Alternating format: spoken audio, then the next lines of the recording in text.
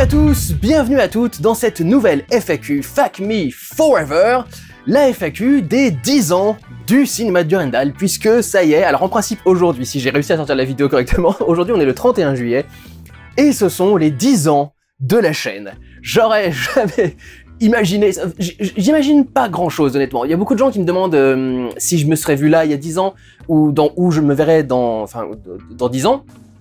Je fais pas vraiment de plan sur la comète, je lance un truc et j'essaye de voir si ça marche ou pas. Et j'ai souvent été accueilli par de bonnes surprises, le démon du rire par exemple. Pour ceux qui ne le savent pas, là c'est les 10 ans de la chaîne, mais ça fait 20 ans que je suis connu sur YouTube, sur internet en général, parce que quand j'étais plus jeune, je faisais des sagas MP3 sur un site qui s'appelait le démon du rire. Il y avait des sagas MP3, il y avait des parodies vidéo, il y avait quelques courts-métrages, il y avait quelques petites fausses pubs, tout un tas de trucs.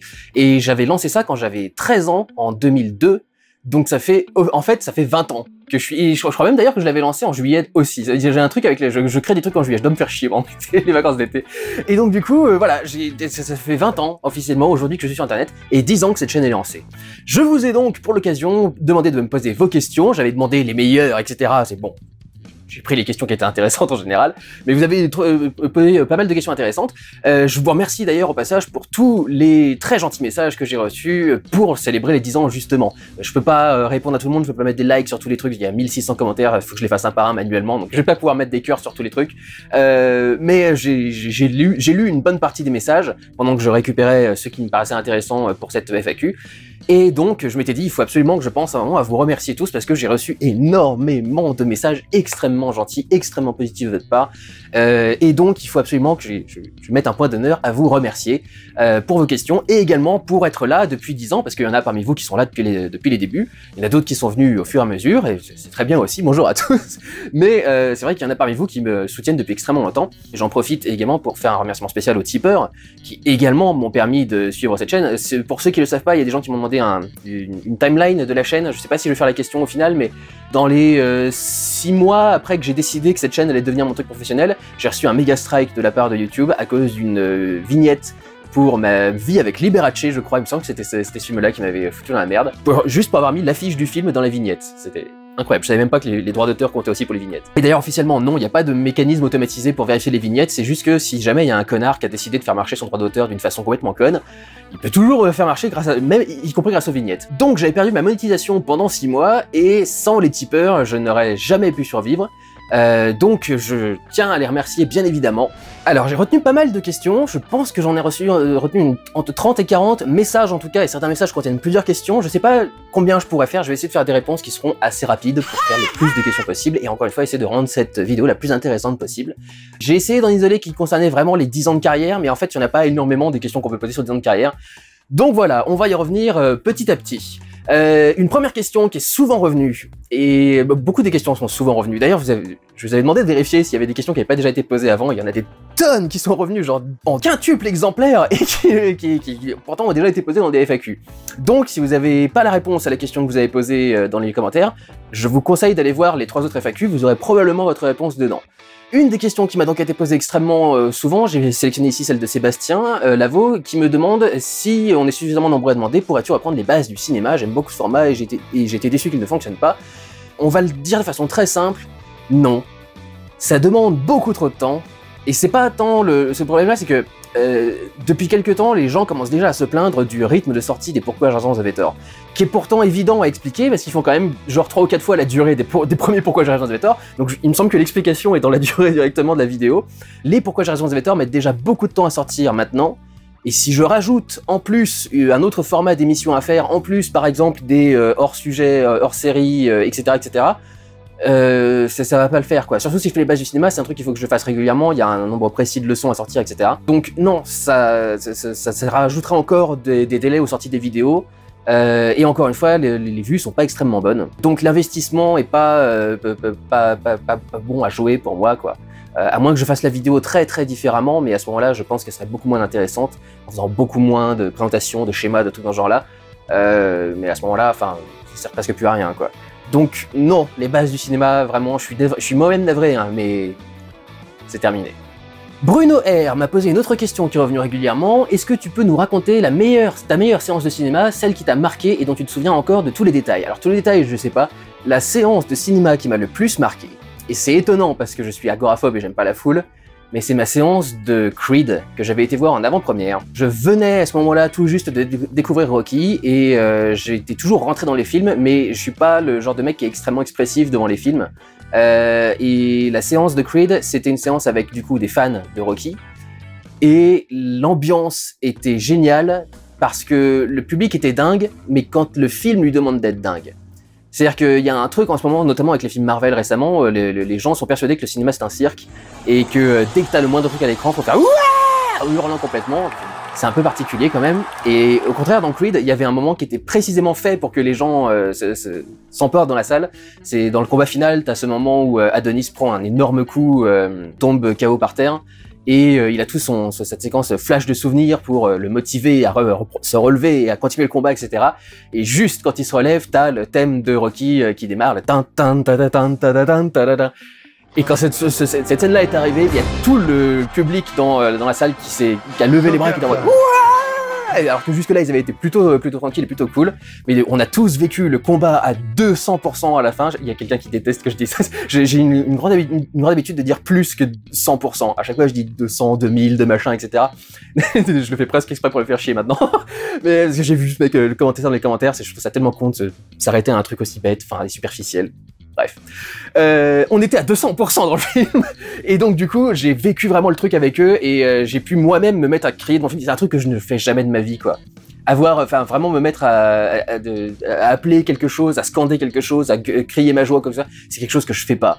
C'est très rare que je le fasse. Et là, pour le coup, on était tous en symbiose, on était tous dans le combat, c'était génial. Enfin, c'était ma meilleure séance de toute ma vie, probablement. Alors, je vais rajouter un truc, parce qu'il y a beaucoup de gens qui m'ont posé ça avec une autre question. Quelle est la pire séance? J'en ai eu pas mal de mauvaises. Des gens m'ont demandé de sortir de la salle, etc. Quand je suis allé voir Funny Games US de Michael Haneke, j'avais été le voir avec un... Je crois que j'avais déjà raconté cette anecdote. J'avais été le voir avec un mec avec qui je voulais sortir, et au final, on n'est jamais sortis ensemble. Et c'est vraiment parce qu'il était là qu'on est resté devant le film. Je crois qu'au milieu de la séance, je lui ai demandé « T'as pas envie de partir ?» À un moment, il me fait « Non, pas du tout, je suis à fond dedans, etc. » Et donc du coup voilà, c'était probablement une de mes pires séances. Il y a eu également la séance, j'ai aussi failli sortir, je suis sorti de Lost River, le film de Ryan Gosling. Pareil, c'était insupportable, et quand j'ai commencé à voir certains trucs arriver, j'ai eu exactement la même chose récemment pour Asbestas, et j'ai oublié de le dire dans le vlog, j'ai dit que j'ai failli partir au bout d'une heure. J'étais censé rajouter en principe, pour que l'anecdote soit complète, que je suis sorti avant la fin du film. Je suis sorti 10 ou 15 minutes avant la fin du film, parce que le gros retournement du climax était arrivé, et après c'était genre oh, est-ce que la personne va savoir que ce gros retournement a eu lieu, etc. J'en avais déjà rien à foutre avant, mais alors en plus savoir si le personnage va être au courant de ce que moi j'ai vu dans le film, putain, ça y est, j'en ai ras le bol, quoi. Et je suis parti avant la fin du film. Il faisait 2 heures et quelques, j'étais vraiment complètement à la fin, j'ai gâché mon temps, j'aurais dû sortir beaucoup plus tôt. Donc voilà, ça c'est des très mauvaises séances. La séance la plus étrange que j'ai eu, c'était, je crois que c'était quand... Non, je me souviens plus du film. Pendant la séance de je ne sais plus de quel film, donc, d'un coup, la séance, la salle se rallume, et comme il y avait rien de spécial, on s'est tous regardés un petit peu en mode, je sais pas, qu'est-ce qui se passe, et au bout d'un moment, à force de tourner la tête, on est tous tombés sur le mec de 60 ans qui venait de faire un arrêt cardiaque en plein dans la salle de cinéma, avec sa femme qui était en panique, pas trop, parce qu'apparemment, c'était un habitué des arrêts cardiaques, et elle savait gérer le truc. Et puis quelqu'un de l'équipe du coup de la salle, et donc cette personne nous a fait une annonce en disant bon, on est désolé, il y a une personne qui est en train de faire un arrêt cardiaque, on rallume juste la lumière le temps de pouvoir évacuer la personne et que les urgences puissent débarquer, et puis ensuite on reprendra la séance là où elle s'est arrêtée. Et honnêtement, c'est particulier de reprendre un film quand tu viens d'être confronté à ta propre mortalité avec le mec qui vient de faire un arrêt cardiaque juste à côté, tu fais... Je vais avoir du mal à m'en mettre dedans là quand même, on va essayer, mais je vais avoir du mal à m'en mettre dedans. C'était très très particulier, c'était très étrange. Bon, et puis évidemment, il y a quelques soucis avec des gêneurs et des gens qui perturbent certaines séances, mais ça, je pense que vous connaissez les anecdotes, elles sont connues pour la plupart. Si vous ne connaissez pas les meilleures, la meilleure, je vous conseille d'aller voir le vlog sur Mother. Ghoulkan me demande, alors ça c'est dans les questions qui sont évidentes avec 10 ans de chaîne, et il y a beaucoup de gens qui me l'ont posé, j'ai sélectionné la sienne. Selon toi, y a-t-il eu une évolution ou un changement dans le cinéma depuis le début de ta chaîne? Si oui, est-ce le cinéma ou ta vision qui a changé? Merci pour ton travail, j'apprends beaucoup. Alors il y a un truc sur la vision qui va revenir après avec d'autres personnes. Oui, le cinéma a changé. Les deux principaux changements qui ont eu lieu à mon sens, c'est d'une part cette manie de se camoufler derrière du progressisme pour essayer d'être au-dessus de toute critique, instauré par Star Wars 7 et SOS Fantôme version féminine. Ça a gangréné tous les débats culturels ensuite. L'arrivée du mot woke et de l'anti-wokisme et de ce genre-là vient en bonne partie de cette période-là. Et je regrette énormément que ce soit arrivé. Si je pouvais avoir une machine à remonter dans le temps, j'essaierais de trouver le moyen d'éviter que ce genre de truc arrive parce que c'est devenu insupportable en fait maintenant de parler d'un quelconque contenu culturel, d'une production culturelle. Le deuxième gros changement qui a eu lieu, c'est également la faute de Disney. Vous comprenez pourquoi j'ai autant de problèmes avec Disney, Marvel et tout le bordel. C'est cette volonté de produire des films le plus rapidement possible, donc en réfléchissant le moins possible et en offrant le moins de temps possible à toutes les équipes de cinéma pour bosser, en réduisant le temps de tournage des gros films et notamment des blockbusters de 3 ans à 2 ans. Ce qui s'est fait en bonne partie chez Marvel en tournant un film qui n'était pas fini, qui n'était pas réfléchi. Ce qui explique en bonne partie la qualité très médiocre des effets spéciaux.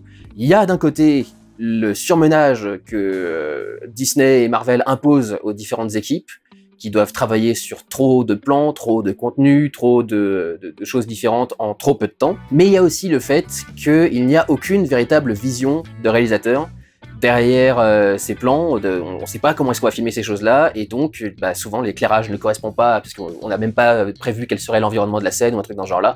Genre on te met une oreillette dans l'oreille, l'oreillette est en 3D, parce qu'ils n'avaient pas le design de l'oreillette quand ils font le tournage, donc faut la faire en 3D ensuite en post-prod, tu fais... Antoine Klotz me demande, donc merci pour ton travail que je suis depuis longtemps maintenant, merci à toi de me suivre. Que serait pour toi la prochaine innovation technique au cinéma, la VR, l'immersion, la participation du spectateur ou autre que sais-je? Pourquoi faudrait-il que le cinéma évolue constamment? Il y a une pensée extrêmement capitaliste dans cette idée que une fois qu'on a créé un truc, il faut constamment que ça évolue, il faut toujours qu'on propose une nouvelle technologie, un nouveau machin, un nouveau bidule. Et au final, en fait, le cinéma se perd avec ce genre de trucs. C'est pour ça que j'ai fait ma vidéo « Les cinémas partent en couille », avec la question de la 4DX, avec la question de plus de couleurs, alors que la plupart des gens voient même pas ces couleurs en plus, dans ce genre-là. Pour moi, il y a un moment où ça va dans l'absurde, en fait. Cette idée de toujours, il faudrait encore qu'il y ait une évolution, non, pourquoi faudrait qu'il y ait une évolution? Ça marche très bien. Les livres, c'est quand la dernière fois qu'il y a eu une évolution dans les livres? La dernière fois qu'on a fait un changement dans un livre, c'est quoi? Il n'y a rien qui peut changer dans un livre. Un film, c'est pareil, c'est pas un iPhone sur lequel tu peux rajouter encore un 3e objectif, ou un 4e, ou un 5e, et puis, je sais pas, moi, une sortie pour le percolateur et pour faire le café, ou je sais pas. Le cinéma, c'est le cinéma, quoi. Au bout d'un moment, le cinéma, c'est projeter une image sur une toile avec du son autour, c'est un mélange d'audio et de visuel, et après, t'as des codes de cinéma à gérer dans le truc. Pour moi, dès qu'on fait quelque chose d'autre dans le cinéma, on fait quelque chose d'autre que du cinéma. La VR, typiquement, c'est pas du cinéma. Le truc du cinéma passe par le choix du point de vue. Si tu n'imposes plus le point de vue au spectateur, c'est déjà plus du cinéma. C'est du jeu vidéo, même pas interactif la plupart du temps quand c'est du film VR. Donc je comprends pas ce genre de délire, par exemple. Quoi. Pareil, 4DX, pour moi, on me dit ça change l'immersion, il te pleut sur la gueule. Oui, enfin, moi j'ai des lunettes, s'il pleut, je vois plus l'écran. Enfin, vous voyez ce genre de conneries à la con, quoi. Ce genre de, ça te sort du film plus qu'autre chose, et c'est plus du film, c'est plus du cinéma. La 4DX, ça a pas sa place dans les CGR, les MK2, les pâtés et tout le reste. Ça a sa place au Futuroscope de Poitiers, et c'est tout, quoi. C'est complètement stupide ce truc. Donc voilà, pour moi, j'attends aucune innovation du cinéma. Et je n'espère aucune autre innovation du cinéma. Pour moi, la prochaine innovation du cinéma, ça va faire que le cinéma va se perdre. Le seul truc que j'espère, c'est que Avatar 2 va relancer la mode de la 3D, parce que putain, c'est devenu impossible maintenant de trouver un truc 3D. Pour trouver Eternals 3D, il a fallu que je l'importe du Japon, ce qui m'a coûté 70 balles. Parce que non seulement chez eux, les DVD et les Blu-ray sont encore extrêmement chers, mais en plus, t'as les frais de port qui sont monstrueux. Et je voulais faire la même chose pour Doctor Strange in the Multiverse of Madness, parce qu'en fait, la raison pour laquelle j'ai acheté Eternals au Japon à 70 €, c'est parce qu'il n'y a plus que le Japon qui fait des Blu-ray 3D. Et bah même le Japon vient d'arrêter. Justement, ils avaient un truc que j'avais d'habitude au Japon avec genre le respect ne serait-ce que du client, quoi. Il y a un client qui a acheté ça, on continue à sortir des trucs là-dessus, parce qu'il y a des clients qui ont ce truc-là, enfin... J'ai l'impression que c'est un peu comme ça que ça fonctionne. Et là, bah ça y est, les Blu-ray 3D, même eux, ils viennent d'arrêter de les sortir. Donc ce qui veut dire que Doctor Strange in the Multiverse of Madness, si tu l'as pas vu en 3D en salle, tu pourras plus jamais le voir en 3D. Et ça, c'est honteux. C'est pas normal. Le film a été créé avec de la 3D intégrée en tête. tu dois pouvoir le proposer ensuite en vente au commerce, quoi. C'est pas comme la 4DX où il faudrait acheter des échantillons d'odeur et de machin et installer ta douche dans ton salon pour avoir un truc. C'est la 3D, t'as juste à imprimer une galette en plus, quoi. Enfin, c'est même pas particulièrement onéreux en plus d'imprimer la galette 3D. C'est honteux qu'on fasse plus ça. Donc voilà, le seul truc que j'attends de l'innovation cinématographique, c'est que la 3D prenne enfin définitivement. Plus c'est con, on commence à faire, ça y est, on commence enfin à gérer les écrans de taille modeste, voire bonne, plutôt plats, qui arrivent à être entièrement en 3D relief sans lunettes. Donc on commence vraiment à bien développer la technologie, et c'est maintenant que ces cons commencent à arrêter de produire des trucs. C'est putain de merde. D'ailleurs, des gens qui m'ont dit les 3D sans lunettes existent depuis quelques années en fait, mais apparemment ça coûte trop cher ou ça intéresse pas assez de gens, je sais pas trop quoi. Enfin, j'ai pas compris ce qui s'est passé, mais enfin, quel gâchis la 3D, bordel. J'aimerais tellement que ça marche enfin. Pierrick Mallet me demande donc, en 10 ans, quelles sont pour toi les grandes étapes qui découpent l'évolution de ta chaîne, si on devait définir des dates clés, vidéos pivots, des formats qui changent, apparaissent, disparaissent. Encore félicitations, 10 ans de rire, de découverte et surtout de cinéma, hâte de voir les prochaines années, merci beaucoup Pierrick. C'est un peu compliqué, et ce serait sans doute un peu long de faire un résumé comme ça des 10 ans de la chaîne.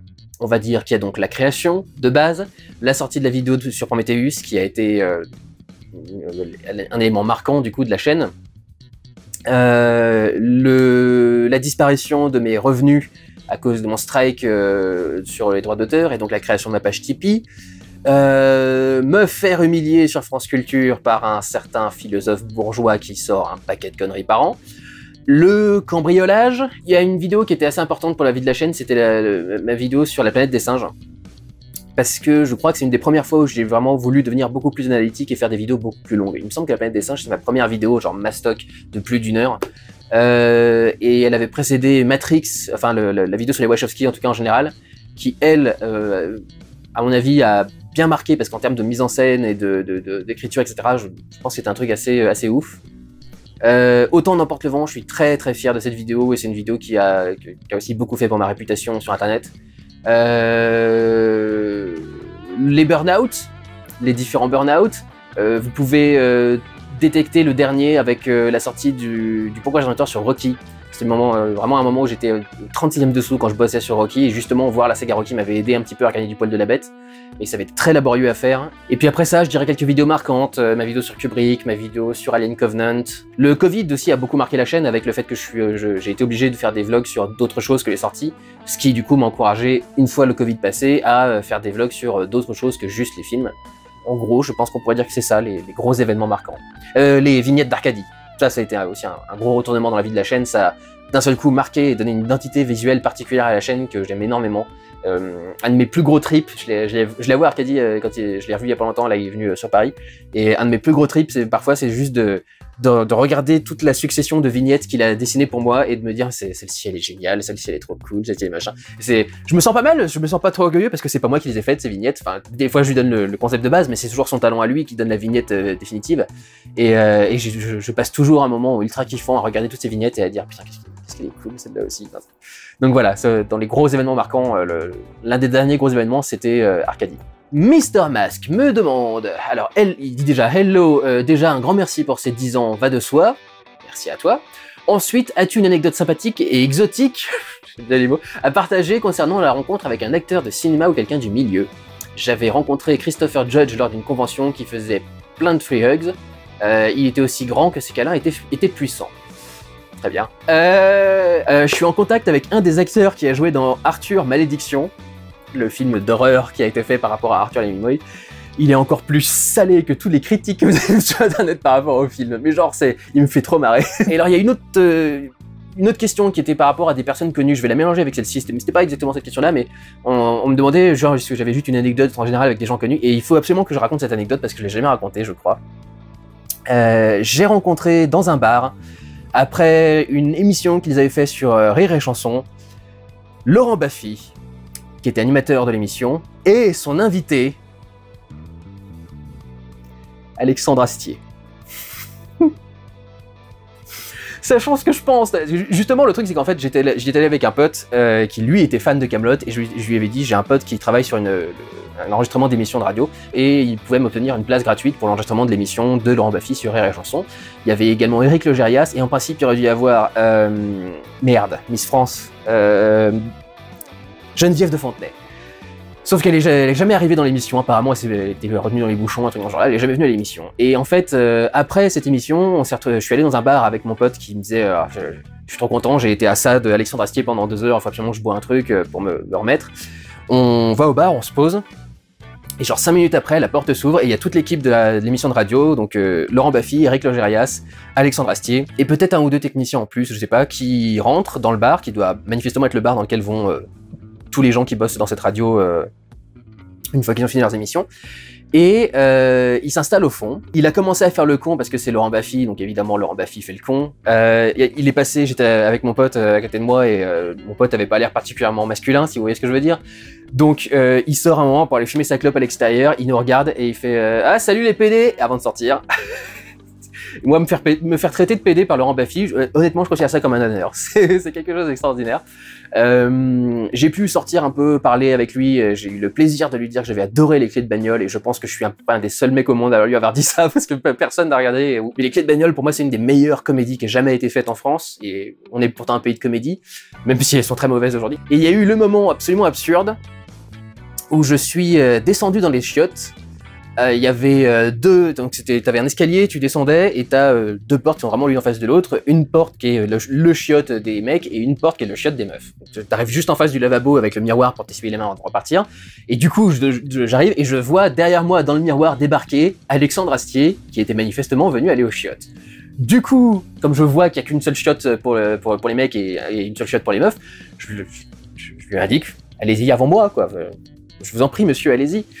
Et grand seigneur, ce qui colle vu qu'il joue Arthur, il s'est approché de la porte des chiottes des femmes, il a frappé, personne n'a répondu, il a appuyé, il m'a regardé, il a fait et il est parti dans les chiottes des meufs, et je suis parti dans les chiottes des mecs, et donc nous avons tous les deux été aux chiottes ensemble. Séparément, mais nous avons tous les deux été aux chiottes ensemble.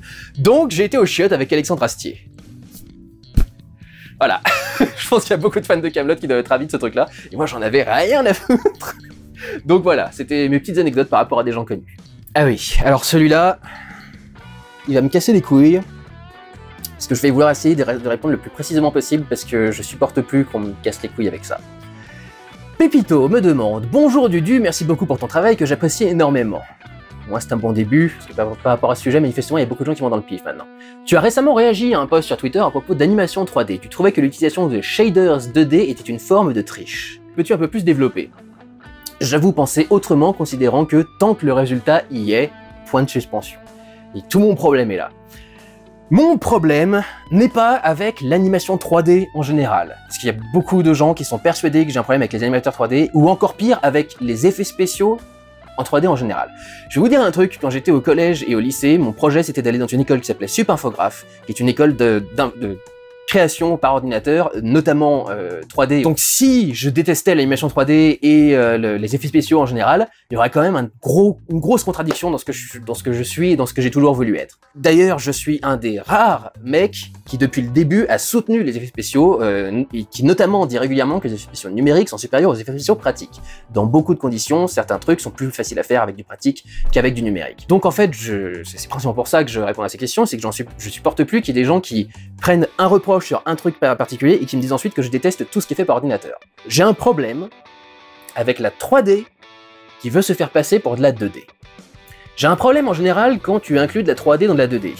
Depuis que Mamoru Oshii a sorti son Ghost in the Shell version 2.0, où il a refait absolument toute sa magnifique animation à la main en infographie et que par ordinateur, et du coup c'est dégueulasse. J'ai détesté cette façon de faire, utiliser de la 3D pour créer des trucs dans la 2D. Pour moi, je vois tellement que les deux technologies sont différentes que c'était aberrant. Mais petit à petit, on a commencé à traiter ça avec du cel shading, comme on utilisait pour les jeux vidéo à l'époque, ou ce qu'on appelle un toon shader en général. C'est-à-dire qu'en fait, tu fais ton animation en 3D dans ton programme, qui demande donc, bien évidemment, de modéliser le personnage, parfois certains des décors, si la caméra va bouger dans le décor, d'autres fois on peut juste les faire en matte painting, et ensuite tu fais un rendu, et tu as un moteur qui gère automatiquement le traçage d'une ligne de contour noire sur le bord du personnage, le traçage de la petite zone d'ombre différenciée du reste, avec uniquement 2 valeurs, ombre et lumière normale, et non pas tout un dégradé comme il y aurait avec un rendu 3D en volume normal, qui n'essaye pas de faire passer pour du toon, etc. Je déteste en gros la technologie qui a donné Berserk, la trilogie de films Berserk, qui est sortie en 2013 certes, mais le problème est toujours le même aujourd'hui. Beaucoup de séries d'animation japonaises, Netflix, qui sortent en ce moment, ont ce même souci, c'est que, en fait, on fait tout en 3D, et à la fin, on te fait un rendu pour te faire croire que c'est de la 2D. Et je considère ça comme une arnaque, parce que c'est donner l'impression que tu t'es donné le mal d'animer une série en dessinant les choses, et en fait, t'as jamais rien dessiné dans le truc. Mon problème avec, par exemple, Berserk, c'est que t'as 3 films d'animation, en principe 2D, où rien n'a jamais été tracé en 2D. Et à ce moment-là, je précise que ce soit à la main, sur une table avec rétroprojection avec un calque en dessous à l'ancienne, ou sur ordinateur. Parce qu'à chaque fois que je dis l'animation à la main, les gens pensent que pour moi l'animation c'est forcément un mec avec son crayon papier qui ensuite retrace avec ses calques et ses machins, avec une table lumineuse pour essayer de voir ce qu'il y a dessiné en dessous et faire la frame suivante, etc. Comme s'il était un gros débile et un gros con bloqué dans le passé, quoi. C'est vraiment le genre de truc qui me gonfle, c'est cette façon d'essayer de prendre un truc et de l'étirer d'après pour essayer de te faire un portrait de toi complètement démesuré. Moi, mon problème, c'est que à un moment ou à un autre, si je vois un dessin animé, je veux qu'il y ait du dessin. Ça me paraît quand même pas une exigence extraordinaire de vouloir que dans du dessin animé, il y ait du dessin. Le problème que j'ai avec toutes ces techniques, c'est d'une part, bien sûr, ça demande du travail, parce qu'à chaque fois que je critique ça, on me dit mais enfin, tu fais comme si c'était pas de boulot pour nous. Et en même temps, les mêmes gens qui me disent ouais, c'est quand même vachement de boulot pour nous disent mais c'est quand même vachement plus facile de faire ça. Tu crois même pas que je passais 37 heures à bosser sur un seul plan ou sur un seul dessin ou sur un seul machin. Tu fais bah écoute, en principe, si t'es artiste 2D, si tu le ferais. Pourquoi est-ce que ça te paraît si infaisable à toi, tu vois? Je dis pas qu'il faut pas de talent pour faire ça, mais il faut en aucun cas le talent d'un animateur 2D. En fait, vous faites tout un travail d'animation en 3D, et ensuite vous le rendez le camouflé pour faire comme si ça avait été fait en 2D. Du coup, en fait, même votre travail est camouflé, parce qu'il n'est pas visible à l'écran. Votre vrai travail d'animation 3D et de rendu, ensuite, il se verrait si vous le faisiez vraiment en 3D. Mais en faisant le truc en 3D et ensuite en le rendant en 2D, bah en fait, vous avez fait de la 2D sans avoir à relever aucun des challenges de l'animation 2D. L'animation 2D, c'est non seulement tracer les lignes à la main, c'est à toi de rendre un volume en 3D, mais aussi quand ce volume bouge, c'est à toi, à ton esprit, d'imaginer comment on va rendre ce volume.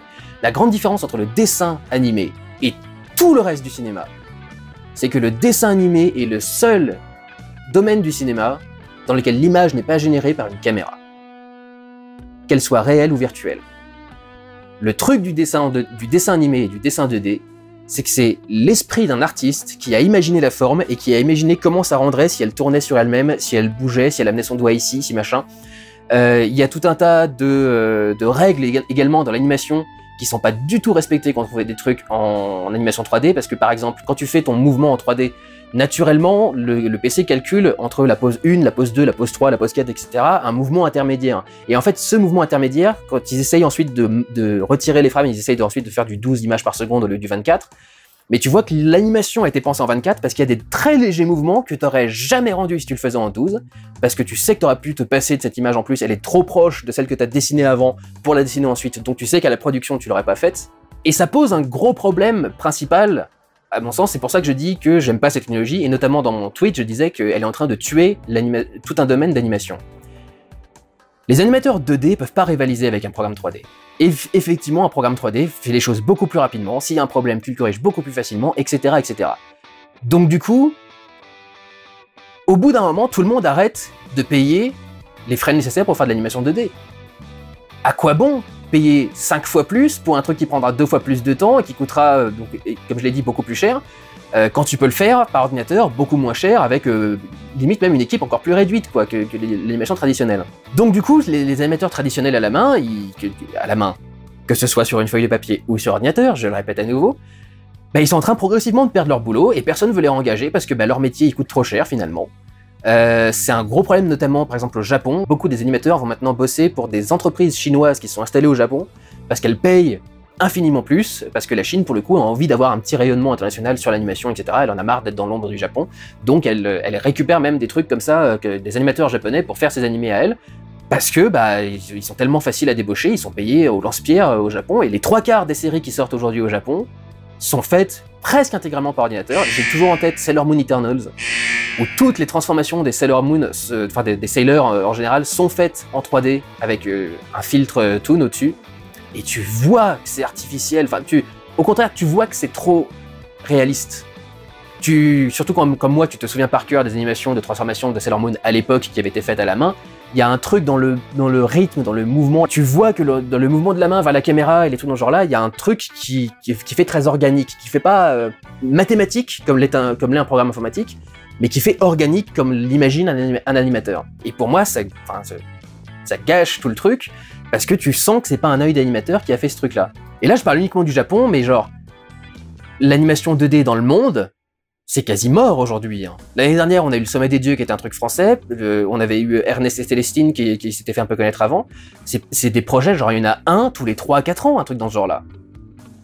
L'animation 2D est morte. L'animation 2D est morte à l'heure actuelle. Ou elle est dans un coma, le cancer phase terminale ou un truc dans ce genre-là. Enfin, vraiment, elle est pas en bonne situation, cette animation. Je voulais dire ce domaine de quelque chose, mais j'étais parti sur cette. Et l'autre souci que j'ai, c'est que tous ces animateurs qui ont été entraînés à travailler en 2D, bah, excusez-moi, mais j'ai essayé d'utiliser Blender, rien que pour cliquer sur un truc et que ça fasse le mouvement que tu veux, faut apprendre au moins 15 raccourcis clavier différents.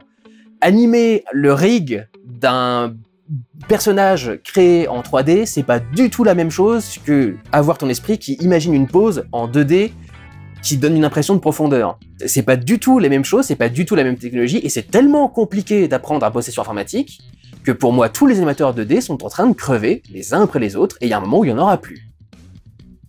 L'animation 3D 2D, déjà c'est moche, c'est trop mathématique et pas assez organique de ce que doit être le truc, c'est un contresens par rapport à ce que doit être l'animation 2D, le dessin animé à la main. C'est déjà pas du dessin, mais c'est même pas animé en dessinant, donc c'est un contresens absolu, c'est une arnaque, parce qu'on te vend qu'on a fait un truc en 2D, et en fait on l'a fait beaucoup plus facilement grâce à un logiciel de 3D qui a mis moins de temps, qui était plus facile à corriger, qui était etc. sans dire que c'est pas du travail de le faire, mais vous serez d'accord pour dire que c'est pas autant de travail que de le faire en 2D, sinon vous seriez pas là en train de faire ce travail-là, pour les 40 connards que j'ai bloqués sur Twitter parce qu'ils n'ont pas été capables de comprendre mon reproche. L'animation 3D pour faire de la 2D, c'est moche, et ça tue l'animation à la main traditionnelle. Voilà. Et en fait, mon dernier problème, c'est que... alors déjà, il y a beaucoup de gens qui m'envoient des messages en mode « Ouais, je suis sûr que tu serais pas capable... Enfin, on te mettrait face à une image faite en 3D pour faire de la 2D, tu serais pas capable de détecter. Regardez mes critiques que j'ai fait sur les derniers films animés d'animation japonaise que j'ai fait... mes rattrapages de 2021, à chaque fois qu'il y a un truc en 3D, je le vois. C'est évident, enfin, c'est toujours extrêmement clair, les mouvements deviennent d'un seul coup trop fluides, trop parfaits dans la représentation des trucs, etc. Tu le vois toujours, mais tout le monde me sort toujours ce que m'a sorti Pépito, tant que le résultat y est.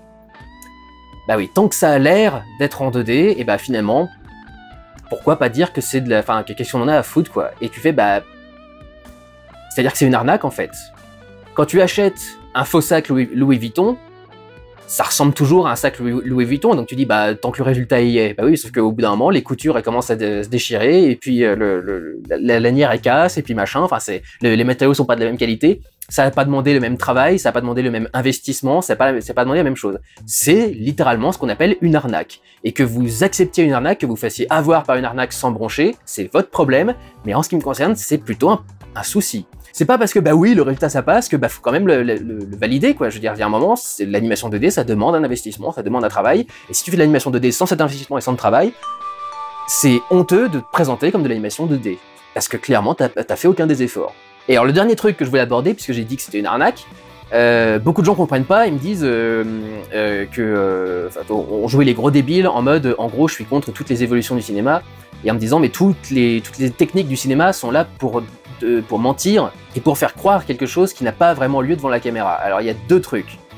Oui, le cinéma est là pour mentir, mais il ment pas pour imiter une autre technologie.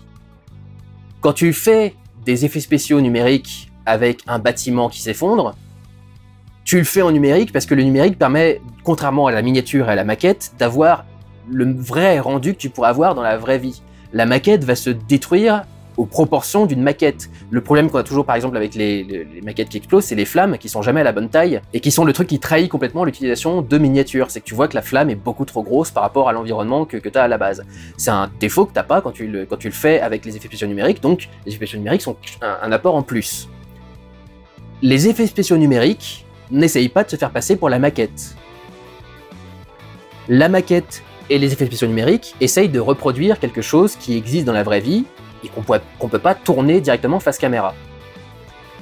Aucune des technologies du cinéma qui est dans le numérique aujourd'hui n'est quelque chose qui veut se faire passer pour une autre technologie. C'est ça tout le souci de l'animation 3D pour faire de la 2D.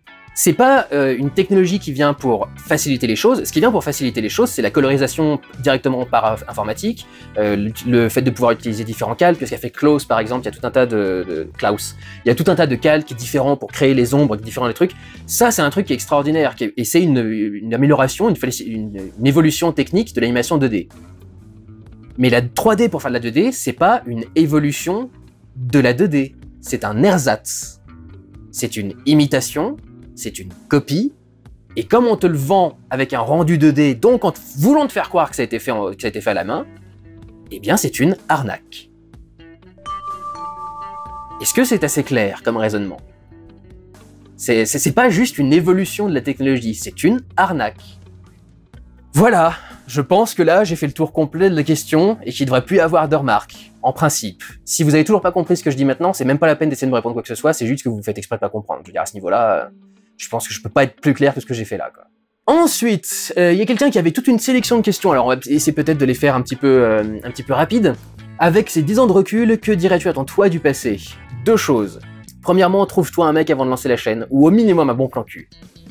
Parce que ça va fausser tellement ta relation avec les gens qui ne te connaissent pas encore à l'avenir, que ça va être ingérable, et il faut que tu règles ça avant.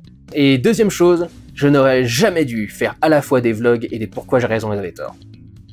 Il faut sortir des vlogs pour maintenir l'actualité de la chaîne à cause de l'algorithme YouTube. Apparemment, d'après les retours de plusieurs collègues youtubeurs, ce serait en train de changer. Si c'est en train de changer, c'est vraiment cool. Parce que clairement, j'adore parler de films, mais si j'avais pas eu à sortir une vidéo toutes les semaines pour être sûr de rester dans l'actualité, d'être proposé par l'algorithme YouTube, etc., etc., j'aurais probablement pas fait autant de vlogs que j'en ai fait au final. Je pense même qu'à une certaine époque, j'aurais fini par arrêter les vlogs et pour ne faire plus que des pourquoi j'ai raison j'avais tort. À l'heure actuelle, ça devient compliqué d'arrêter parce que honnêtement, j'adore ça en fait.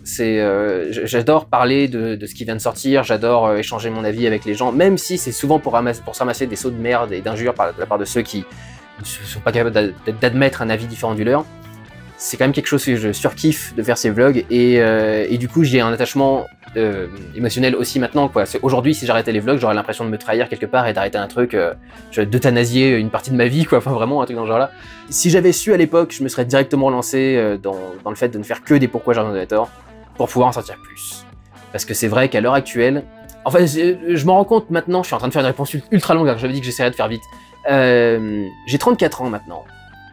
Et honnêtement, les journées vlog deviennent un impact énorme sur ma santé dans la semaine. J'essaye généralement de ne faire de vlog que pendant une journée. Le mercredi, je vais voir le vlog, je tourne le vlog, je monte le vlog et je le sors dans la soirée. Ce qui veut dire que généralement, je finis le montage où je me couche entre 3 et 6 heures du mat.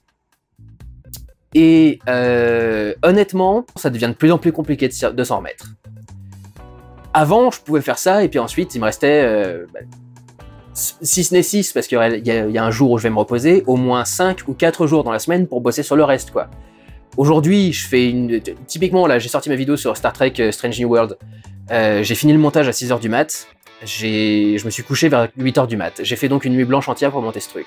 Il m'a fallu 2 jours pour récupérer. Le lendemain, je me suis réveillé à 16 heures, donc là, le nombre de choses que tu peux faire quand tu te réveilles à 16 heures, t'as en plus la tête dans le cul complètement déphasée parce que tu t'es couché beaucoup plus tard que prévu, au-delà de ton heure de coucher habituelle, et donc du coup t'es limite jet lag. Et il me faut quasi une deuxième journée ensuite pour récupérer, donc honnêtement, ça devient de plus en plus difficile de gérer les vlogs et les pourquoi j'ai raison et j'avais tort.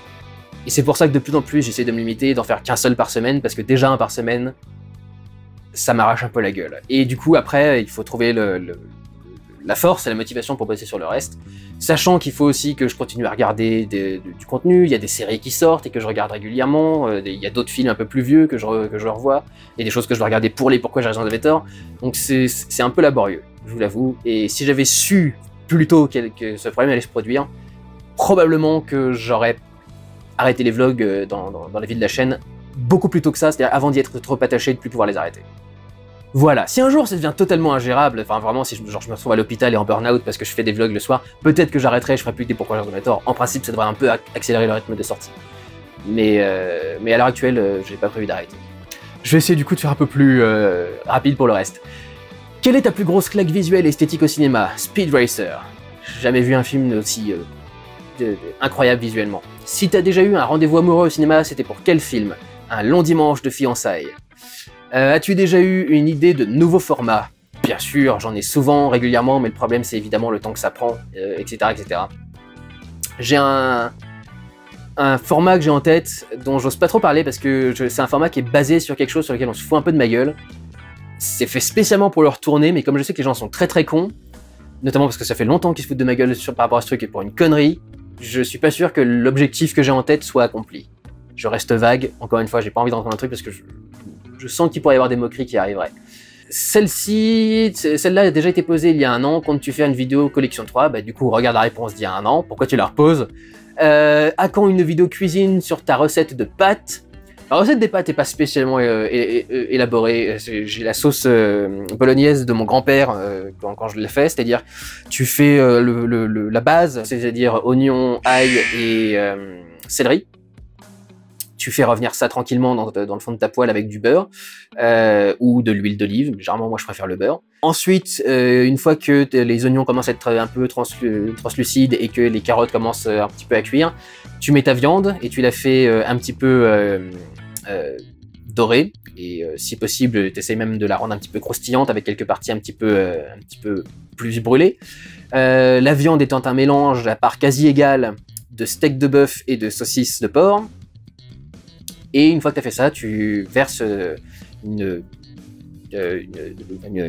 conserve de sauce tomate concentrée. Personnellement, je préfère utiliser des sauces tomates cerises. Voilà, et ensuite, bah, tu attends tranquillement. Tu fais mijoter tout ça et pendant une petite heure, à feu très très doux. Et ensuite, tu te sers ça. Voilà. Et le premier film que tu as vu, dont tu te souviens, que j'ai vu en général ou que j'ai vu en salle? Parce que j'avais des questions où c'était le premier film que tu as vu en salle et je les ai mis de côté parce que je savais que j'avais celle-ci quelque part. En salle, le premier film que j'ai vu, c'était Blanche-Neige et les 7 nains parce que mes parents estimaient que pour aller voir un film en salle avec leur jeune garçon, il fallait voir un film pour enfants et donc c'était Blanche-Neige et les 7 nains qui était ressorti en salle à ce moment-là, que j'ai détesté parce que dès le début j'ai détesté Disney. Je crois que déjà à l'époque, j'avais pas été au cinéma mais j'avais déjà vu des films chez moi et notamment j'avais vu l'Histoire sans fin. Donc quand j'étais voir Blanche-Neige, je me suis senti insulté et traité comme un enfant et du coup j'ai détesté Disney. Et le premier film que j'ai vu en général, je saurais pas vous dire. Honnêtement, je pense pas pouvoir... peut-être l'Histoire sans fin, mais je suis pas sûr. Ryan S me demande, est-ce qu'il y a un Pourquoi j'ai raison, j'avais tort? Quel type de merde, qui est le con qui a trouvé ça, que tu souhaites faire mais que tu n'oses pas faire pour X raisons, manque de temps, manque de financement, trop ambitieux, peur de l'échec. Et après il m'a reposé la même question que celle qu'on m'a posée au-dessus.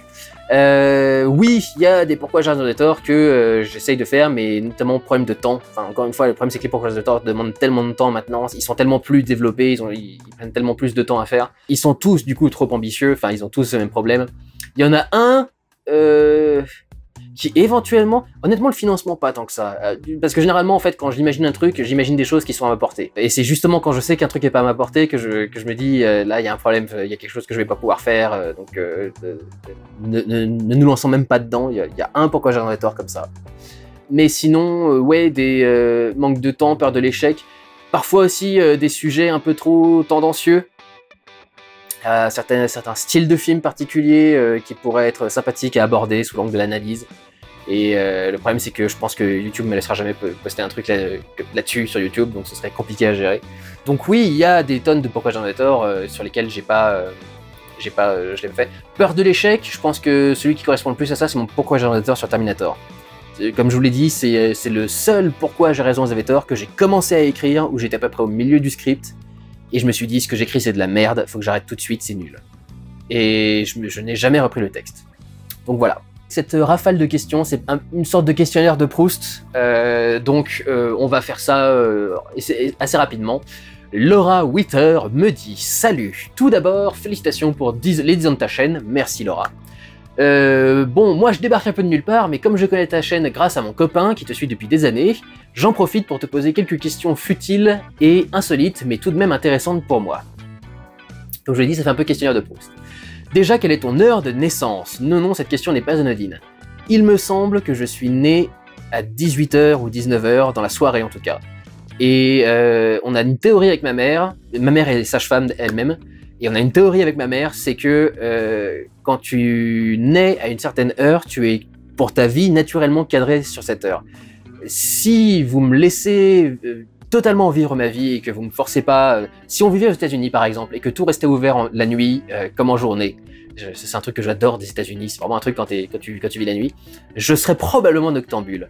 Mon rythme habituel est beaucoup plus... mon rythme naturel est beaucoup plus celui des États-Unis que celui de la France. Quand je me souviens quand j'avais été voir mon ami Raphaël aux États-Unis, je n'ai pas senti le décalage horaire parce que c'était mon horaire habituel pour moi. Et naturellement, je me suis mis à me lever à 8h du mat et à me coucher à genre 22h, un truc dans ce genre-là. Et pour moi, j'avais vécu une journée normale. Je n'ai jamais eu à vivre le jet lag tellement de base, j'ai un rythme naturel qui est décalé. Et donc je pense que si je suis né à 18h, c'est pour ça que je suis aussi attiré par le fait de vivre la nuit et que j'essaie naturellement, dès que j'ai plus de limites, dès que j'arrête d'être bloqué sur un truc, immédiatement je me mets à vivre la nuit. Je me suis forcé, je me force depuis des années à me réveiller malgré tout le matin, pas trop tard non plus, etc. Essayer de me caler sur un rythme normal, pouvoir au moins profiter des séances de cinéma de la journée ou tout dans ce genre-là, parce que au bout d'un moment ça devient un peu ingérable, tu te réveilles à 18h, t'as forcément les dernières séances de la journée, c'est un peu particulier, et parfois t'es pas assez réveillé pour y aller justement, donc voilà, je suis né à 18h, encore une fois j'ai pris trop de temps. As-tu une couleur favorite en particulier? J'aime les extrêmes, blanc et noir. Et si tu prends vraiment une couleur, parce que du coup, blanc c'est toutes les couleurs, noir c'est aucune couleur, le rouge. Crois-tu en la vie après la mort? Non. Je pense que tout s'arrête d'un coup. As-tu une ou des phobies? Je déteste les insectes, et notamment les araignées. Le pire conseil qu'on t'ait donné. Ce conseil absurde qui dit buvez des boissons chaudes quand il fait chaud pour vous rafraîchir. C'est un conseil qu'on donne en se basant sur les bédouins qui sont dans le désert, qui sont dans le désert, c'est-à-dire là où l'air est sec, contrairement à nous qui sommes dans un climat qui est beaucoup plus continental avec un air beaucoup plus humide, ce qui fait, quand l'air est humide, que ta sueur n'arrive plus à avoir son pouvoir rafraîchissant. La sueur n'a un pouvoir rafraîchissant que si l'air est sec, et chez nous, comme il est humide, il n'y a pas de pouvoir rafraîchissant, donc te faire suer en buvant un truc chaud ne va pas te rafraîchir. Et les bédouins, quand ils font ça, je crois que j'en ai un, ou quelqu'un qui vit dans le coin, qui est venu littéralement m'expliquer ça dans les commentaires. Quand ils font ça, c'est quand il fait nuit. Enfin, quand le soir commence à tomber. Ils font pas ça en plein midi, 14h, quand c'est en plein cagnard, qu'ils ont le soleil sur la gueule, quoi. Ils font ça le matin, ou vers 18-19h, quand le ciel commence à tomber, que l'air commence à se rafraîchir, et que du coup, en buvant un petit peu de thé chaud, ils ont de la sueur, et le vent un peu plus frais qui débarque, ça rafraîchit complètement le truc, quoi. Donc voilà, moi, le pire conseil qu'on m'ait donné. Ta blague favorite? Alors, je ne peux pas répondre à cette question, Laura. Parce que déjà sur la chaîne je fais pas mal de blagues dans mes vidéos, mais avant de faire ma chaîne j'ai fait donc un site qui s'appelait Le Démon du Rire. J'ai créé 300 épisodes de saga MP3 remplis jusqu'aux yeux de blagues. Te trouver ma blague préférée dans tout ça, je peux pas. C'est comme si tu demandais à un humoriste de te raconter sa blague préférée à raconter sur scène. Ils vont peut-être pouvoir t'en sortir une ou deux qui les ont particulièrement marqués, mais moi personnellement, enfin j'en ai tellement qui m'est en tête, j'ai pas de réponse à te donner. Pour restaurer le moral des troupes et de la population, l'armée offre une permission à ses soldats pour les fêtes de Noël. Ashley revient donc à Atlanta où il est accueilli par Mélanie et son... Oh nom de Dieu. Le premier concert auquel tu as assisté.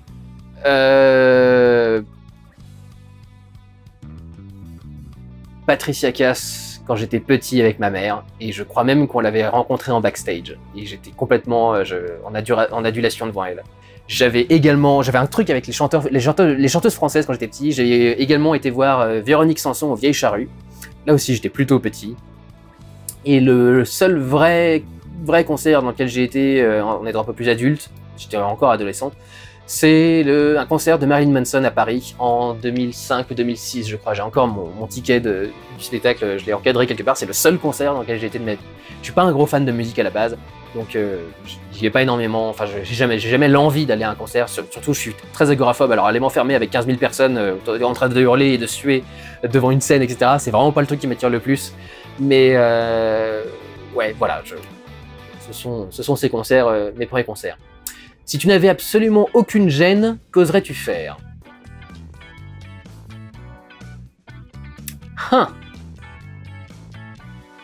Je pense que j'aurais été beaucoup plus virulent avec certains de mes collègues qui font des choses que je n'apprécie pas et que je n'apprécie pas en tant que personne.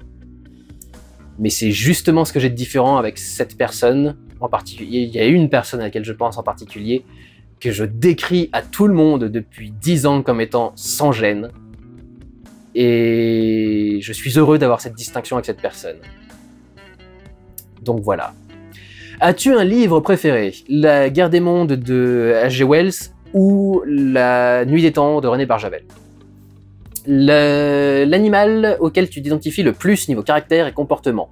Chat, mais à 2000%. Je me suis rendu compte maintenant que quand je dors et quand je me mets dans certaines positions, je me mets dans des positions de chat littéralement, que j'ai tellement vécu avec Léo, qu'il y a des réflexes que je prends de sa part, et genre ma façon de me rouler en boule quand je vais me coucher par exemple, dans ce genre-là, c'est... j'ai vraiment, enfin j'ai une attitude de chat pour beaucoup de choses. Et puis le côté très feignant aussi, c'est un truc de chat. Si tu devais reprendre des études, ce serait lesquelles? Je suis tellement heureux d'avoir arrêté les études. Je pouvais pas... J'aurais pas pu arrêter les études assez vite à mon propre goût. Quand j'avais genre 15-16 ans, je voulais absolument quitter le collège et le lycée, je supportais pas le système éducatif, mais je savais aussi que c'était histoire d'encore 1 ou 2 ans maxi et que ça servait à rien de s'arrêter maintenant. Peut-être des études d'infographie, parce que j'aime toujours encore ça. Je me suis réinstallé un programme de 3D que j'utilisais quand j'étais jeune, là, qui existe encore. C'est un programme qui est ultra user-friendly, contrairement à Blender et tout dans ce genre-là.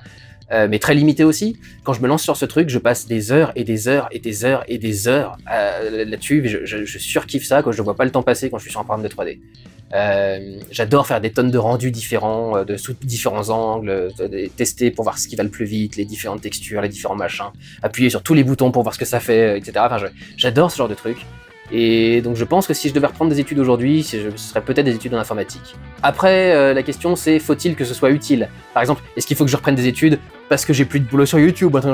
Beaucoup de gens m'ont demandé si t'avais plus YouTube, qu'est-ce que tu ferais? Honnêtement, je pense que je partirais vraiment sur du petit boulot, quoi. J'essaierais de trouver une espèce de planque, genre gardien de nuit ou un truc dans ce genre-là, le genre de truc où tu peux en faire le moins possible et en même temps avoir un revenu assez décent. Peut-être un truc plus exigeant que ça, hein. J'ai été vendeur chez Micromania pendant 3 ans, ça demandait pas mal de rythme aussi. Mais évidemment, comme je vous l'ai dit, si je peux trouver un métier qui me permettra d'éviter d'avoir rencontré des gens, ce sera toujours le mieux. Donc gardien de nuit, ça me paraît très très bien. Donc voilà, est-ce qu'il faut que les études soient faites pour une raison particulière? Est-ce que c'est genre ma bouée de secours pour essayer de m'en sortir après avoir perdu le cinéma de Durandal? Sinon, si c'est juste comme ça dans le retard des choses, et si je pouvais mettre sur pause le reste de ma vie pour pouvoir passer 5 ou 8 heures à étudier sur un truc et ensuite reprendre le rythme de ma vie normale et avoir une journée de 24 heures classique, etc. Ouais, infographie et 3D. Mais là, c'est juste trop long, c'est trop chiant. Préfères-tu les pays chauds ou les pays froids pour faire un long voyage? Les pays froids. Je déteste les environnements chauds. Je suis allé une fois en Guadeloupe parce que j'ai de la famille qui habitait là-bas. J'ai passé la semaine à raser les murs pour être dans l'ombre. Je déteste la chaleur, je déteste être touché par les rayons du soleil. Il n'y a rien qui m'insupporte plus que de suer. Je déteste suer. Donc je déteste les pays chauds et du coup, si je vais dans un pays à un moment ou à un autre, ce sera certainement pas dans un pays chaud, ce sera dans un pays froid. Vive le Nord. Si tu devais juger ton niveau de sensibilité sur une échelle de 1 à 20, à combien serait-elle? Si c'est pas 20, c'est 19 ou 18. C'est probablement un défaut que j'ai d'ailleurs, c'est d'être beaucoup trop sensible à beaucoup trop de choses. Quel est le plus gros tue-l'amour selon toi? Je vous avoue, quand on a eu personne depuis si longtemps que moi, c'est... les classiques, quoi, la laine de chiottes, mais encore, quand t'aimes vraiment quelqu'un, tu t'en fous au bout d'un moment.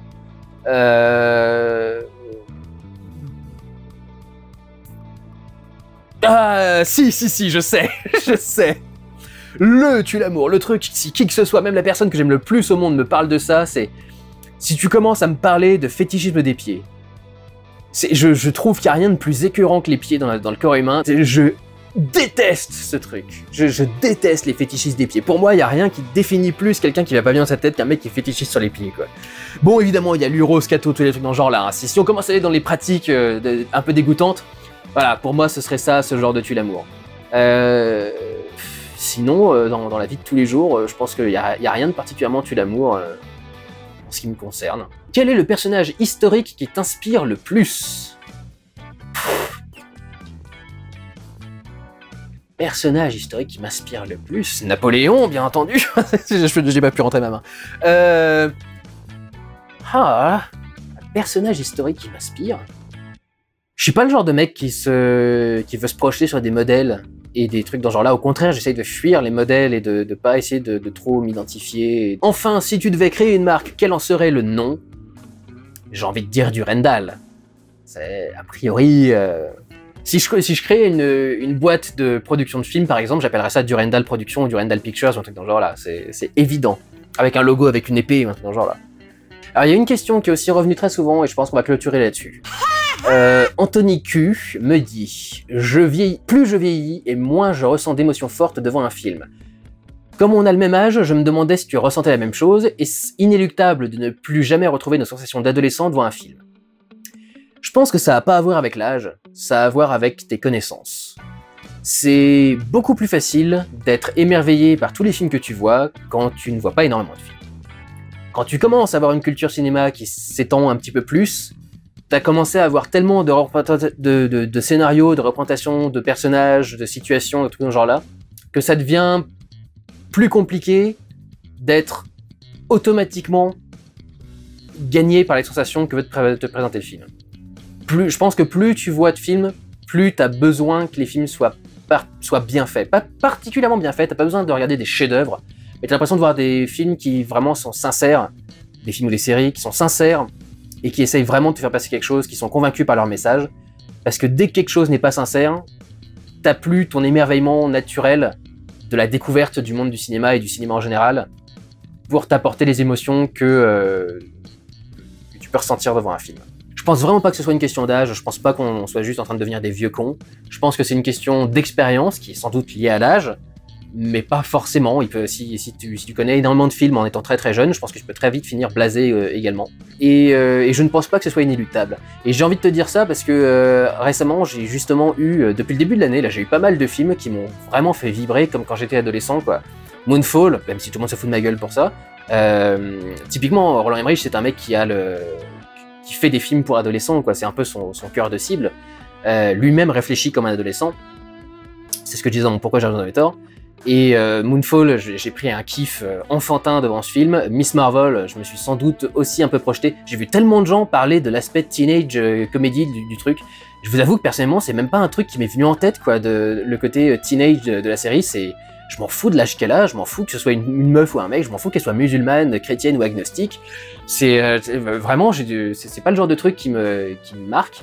Mais peut-être qu'effectivement, le côté adolescent de Miss Marvel est aussi quelque chose qui m'a parlé, qui a réveillé justement un côté un peu plus fougueux et adolescent en moi et un ressenti que j'avais eu par rapport à certains films. J'ai parlé du Spider-Man de Sam Raimi de l'époque, alors que beaucoup de gens savent que j'aime pas les Spider-Man de Sam Raimi, mais tu ressens tout le côté Peter Parker joyeux d'avoir ses pouvoirs, surtout quand tu le vois à 14 ans, 13-14 ans, et que tu ferais probablement pareil si t'avais des pouvoirs, quoi.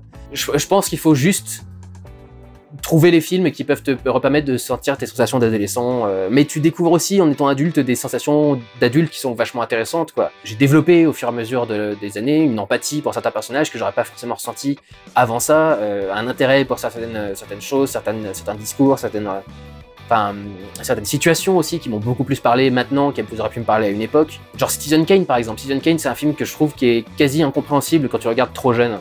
parce que tu comprends pas cet enjeu de qu'est-ce que tu vas laisser derrière toi, qu'est-ce que tu vas laisser comme marque dans le monde, comment est-ce qu'on va se souvenir de toi et est-ce qu'on se souviendra de toi de la bonne façon. C'est quelque chose qui, à mon sens, ne peut te parler que quand tu deviens adulte. Et donc je pense que il n'y a rien d'inéluctable déjà à perdre son émerveillement d'adolescent, mais c'est pas non plus un mal de grandir et d'avoir plus de connaissances et plus d'éléments de référence, etc. Parce que tu découvres aussi des sensations que tu n'aurais jamais ressenties autrement. Voilà. Alors je vais essayer de le faire rapidement. Il y a Valère qui me dit « Hey, déjà félicitations pour ton évolution dans un premier temps, merci. Je voulais savoir comment tu procèdes exactement pour réaliser des vidéos. Prépares-tu tes mises en scène à l'avance ou t'arrive-t-il d'improviser par moment?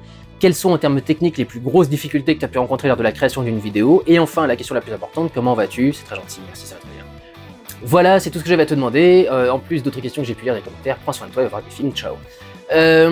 Pour réaliser, je pense qu'il me parle des pourquoi Jason avait tort. La première étape, c'est l'écriture, donc écrire le script entier d'une traite.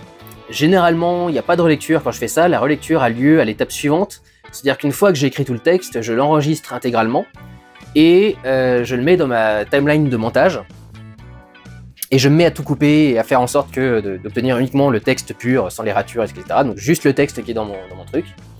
Je commence à voir du coup à ce moment-là comment est-ce que le truc se concrétise. Est-ce que par exemple les changements de sujet que j'avais prévus passent bien quand ils sont à l'oral, parce que des fois il y a un truc qui passe bien à l'écrit et à l'oral tu te rends compte qu'en fait t'as pas fait suffisamment de temps sur l'autre truc, tu passes trop vite à tel machin et donc il faudrait soit que tu restes plus longtemps, soit que tu déplaces la segment qui est là et que tu le raccordes à autre chose.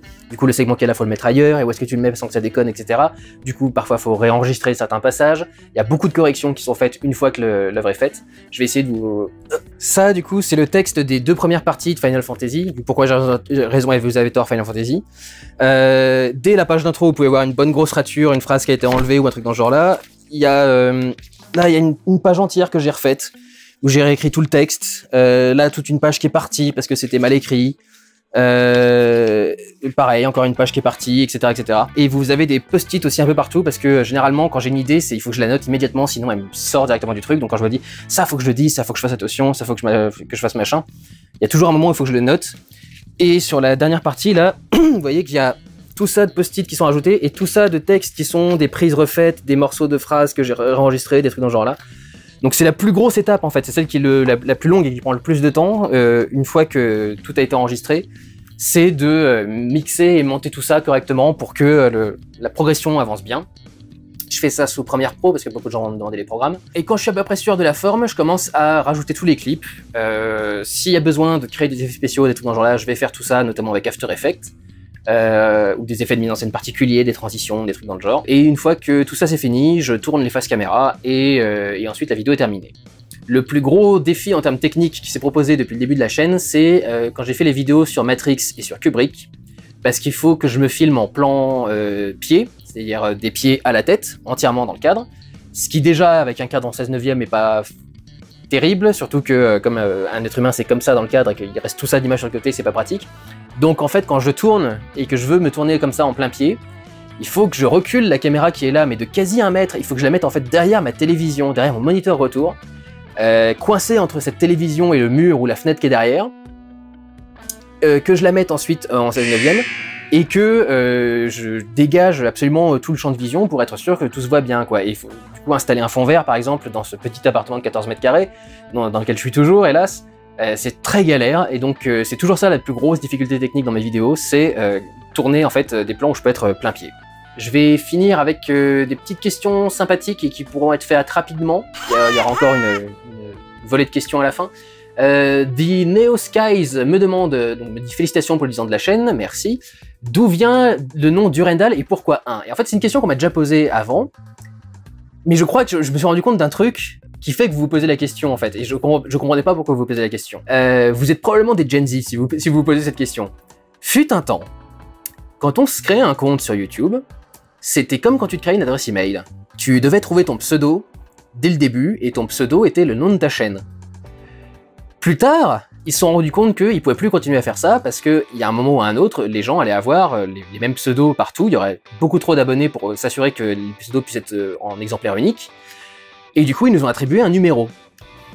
Donc on a un numéro de série, chacun, quand on crée des chaînes, je crois que même moi j'en ai un maintenant, et on choisit le nom qu'on a envie d'afficher. Donc par exemple, moi c'est le cinéma de Durandal. Mais comme ma chaîne était créée à l'époque, mon nom officiel c'est Durandal 1. Parce que il y avait déjà Durandal tout court et Durandal 0, donc j'ai pris Durandal 1. Voilà. Aujourd'hui, si vous créiez votre chaîne, vous auriez plus ce problème-là. Mais moi, à l'époque, j'étais obligé de me rajouter un 1 derrière. Donc voilà, c'est ça d'être un des vieux de la vieille et de devoir gérer tous les trucs qui sont pas encore bien en place. T'avais d'autres questions du coup après? Que fais-tu pour te vider la tête après une longue journée d'écriture, tournage, montage? Je regarde une série. J'ai dit récemment, je regarde par exemple The Orville, qui est une série que je regarde sans prendre de notes. D'ailleurs, si vous pouviez arrêter de demander, à chaque fois que j'évoque la moindre série, le moindre jeu vidéo maintenant, je viens de dire que j'ai joué à Stray sur Twitter, et tout le monde me dit, tu veux pas faire un vlog sur les jeux vidéo? Je veux pas faire des vlogs sur tout ce dont je parle.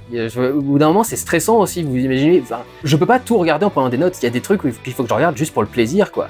Et si, du coup, à un moment, j'ai envie d'en parler, bah, je vais me raviser. Si je me dis, ah non, ça c'est extraordinaire, faut absolument en parler à tout le monde, je vais peut-être éventuellement revoir le truc et puis me mettre à prendre des notes. Mais la plupart du temps, enfin voilà, quand j'ai envie de regarder un truc juste pour moi, je regarde un truc juste pour moi et j'ai pas envie de faire des vlogs surtout.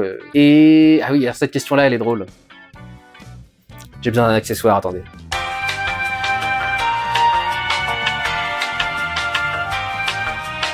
Il me demande où as-tu mis la plaque des 100 000 abonnés YouTube, encadrée au-dessus de ton lit ou quoi? Où elle cale une table bancale, d'accord. Vivement la vidéo des 400 000, t'as de l'espoir, je sais pas quand est-ce que je vais les atteindre. Merci pour ce que tu fais, longue vie à toi, merci à toi pour les questions. Comme vous le savez, quand un youtubeur dépasse 100 000 abonnés, il reçoit, ça c'est un petit certificat, enfin une petite lettre, il reçoit une plaque pour célébrer le fait qu'il ait atteint les 100 000 abonnés. Et donc la plupart des gens aiment l'afficher, cette plaque, puisqu'elle prouve leurs accomplissements. Le problème, c'est qu'ils n'ont pas eu le problème que moi j'ai. C'est que manifestement, dans le truc qui fait l'impression des plaques, ils ont un nombre limité de caractères. Et donc, je n'ai jamais affiché ma plaque, parce que c'est marqué « Le cinéma de Duranda ». Il manque un L! Il manque une putain de lettre!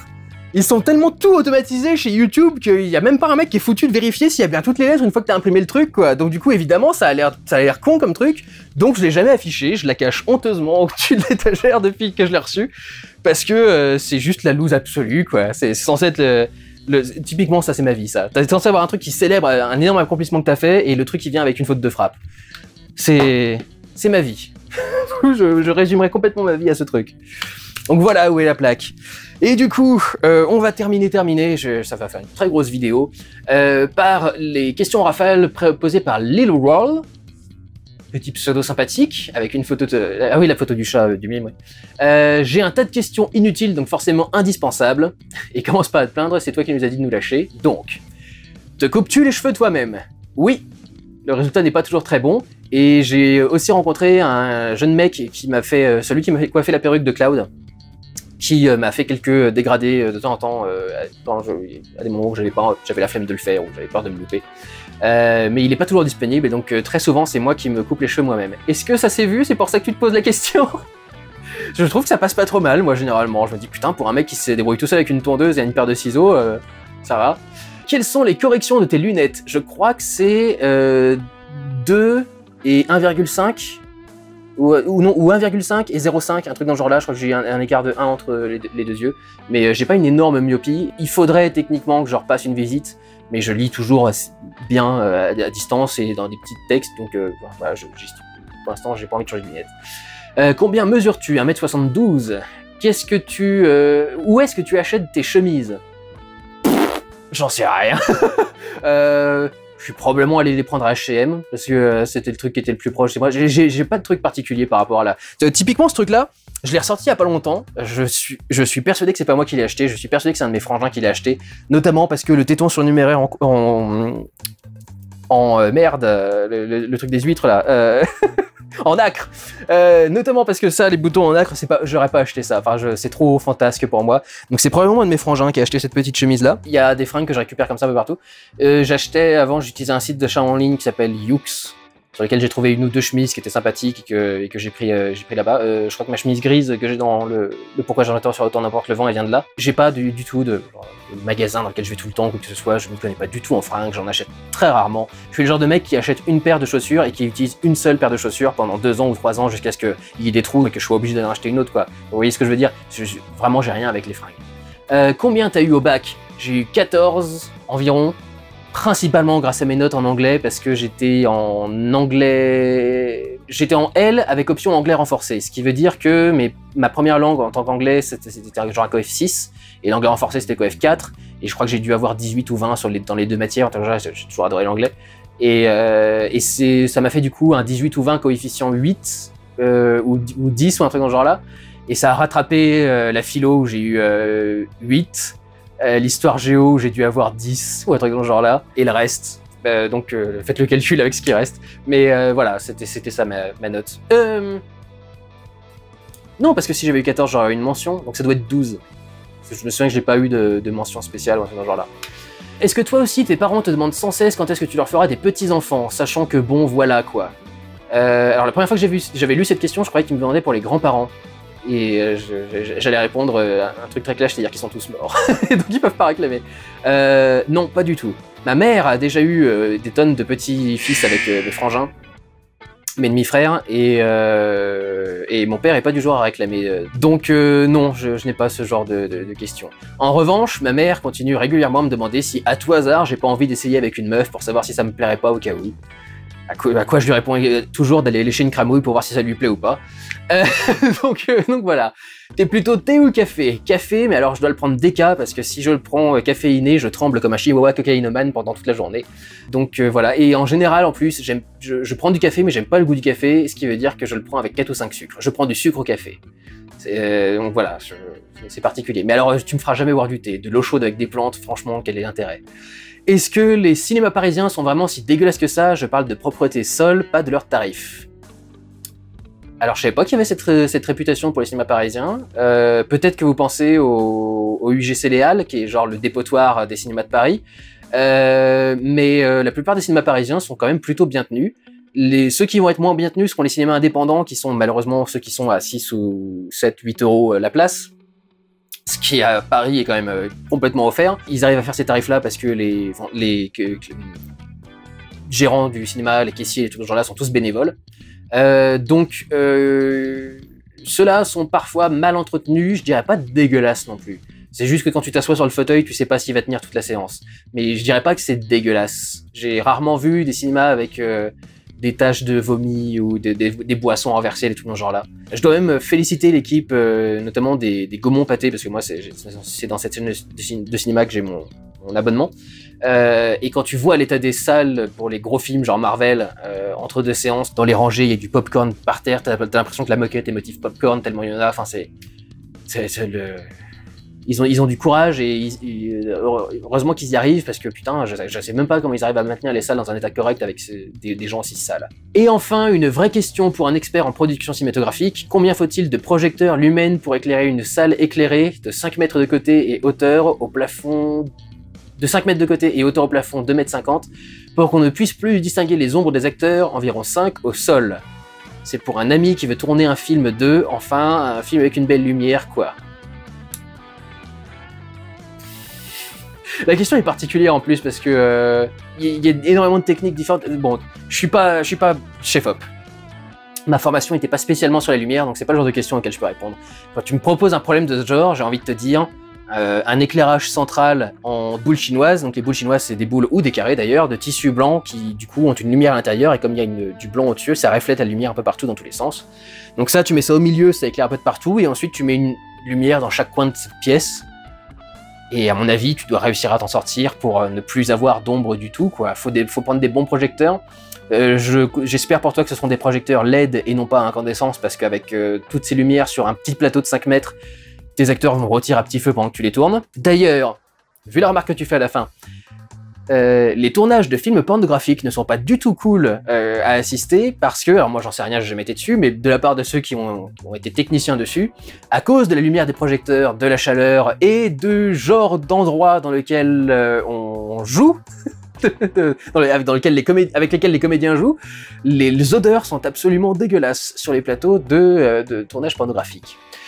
Donc je pense qu'avec un éclairage central et une lumière dans les 4 coins de la pièce, tu peux t'en sortir. Peut-être même avec un éclairage traditionnel à 3 points, donc un devant et 2 sur les côtés pour rehausser un petit peu. Peut-être qu'avec ça, tu peux réussir déjà à t'en sortir sans avoir d'ombre. Mais la question était particulière. Voilà, écoutez, là j'ai quasi enregistré 2 heures de vidéo, je vais peut-être couper des questions au montage. J'espère que cette FAQ vous aura plu et que je vous aurai apporté des réponses intéressantes. J'espère que vous aurez aimé les questions qui ont été sélectionnées. Merci à tous et toutes de m'avoir suivi pendant ces 10 ans. Et j'espère vous retrouver pour les 10 et plus prochaines années. Personnellement, je n'ai pas de projet particulier, je ne me vois pas arrêter la chaîne et je pense que la chaîne continuera le plus longtemps possible, aussi longtemps que YouTube restera vivable. Donc merci à tous pour m'avoir suivi, merci à tous ceux qui me font des dons sur Tipeee, etc. etc. Il y a des gens qui m'ont demandé pourquoi est-ce que j'active pas la fonction, il y a une fonction maintenant sur YouTube pour faire des dons directement sur YouTube et puis avoir à passer par Tipeee. Mais en fait, vous avez pas l'air de retenir le truc, c'est que j'ai suffisamment d'argent qui tombe par mois, je n'ai pas besoin d'argent en plus. Avoir de l'argent en plus ne m'apporterait rien du tout sur la chaîne, si ce n'est avoir plus d'argent sur mon compte. Ça me foutrait toujours, surtout dans la merde par rapport à mon statut d'auto-entrepreneur, je pourrais plus être auto-entrepreneur, il faudrait que j'avais une petite entreprise, ça engendrerait des frais, ça deviendrait un bordel à gérer, donc je n'ai aucune envie d'avoir plus de revenus. Je suis très bien tête que je suis, mais merci à tous ceux qui du coup me soutiennent financièrement ou moralement. Vous pouvez pas savoir à quel point ça fait plaisir de recevoir des messages de soutien dans les commentaires, etc., etc. De pouvoir continuer encore aujourd'hui à faire des vidéos qui atteignent grosso modo les 200 000 vues, de continuer à arriver en tendance YouTube au bout de 10 ans. J'ai fait un tweet là-dessus il y a pas longtemps, mais c'est rassurant parce qu'au bout de 10 ans, tu te dis peut-être que je vais finir par perdre la main, peut-être que les gens vont se lasser, peut-être que les gens vont arrêter de suivre, etc., etc. Et de voir que vous êtes toujours là, et ben déjà ça fait un bien fou à l'ego, et puis ça rend optimiste pour l'avenir, quoi. J'espère du coup continuer à vous voir pendant très longtemps. Merci à tous, merci à toutes, merci pour vos questions, merci pour votre soutien, merci pour votre présence. Prenez soin de vous, allez voir des films, ciao!